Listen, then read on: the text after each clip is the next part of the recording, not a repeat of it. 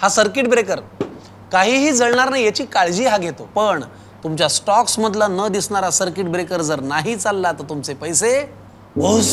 त्यापेक्षा त्यांना समतासोबत वाढवा ना. समता पतसंस्था, टेन्शन नाही, रिटर्न्स निवडा.